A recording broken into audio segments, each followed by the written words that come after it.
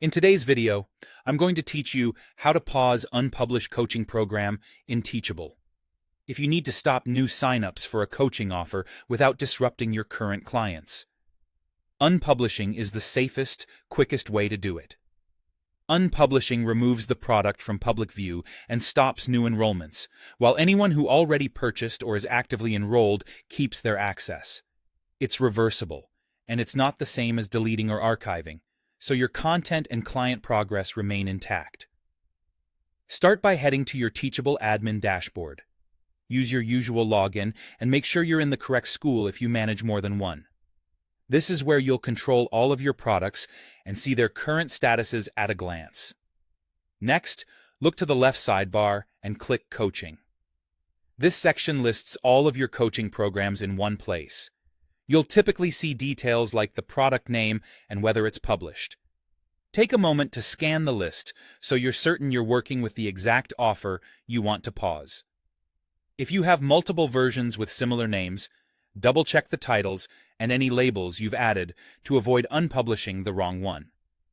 When you've found the coaching product you want to pause, move your cursor to the row for that product and locate the More Actions icon, usually shown as 3 dots. Clicking this icon opens a small menu of options for managing the product. From that menu, choose Unpublish. You may see a confirmation prompt. Confirming will switch the product to an unpublished state. After this, the sales page will no longer be publicly accessible and new students won't be able to purchase or enroll.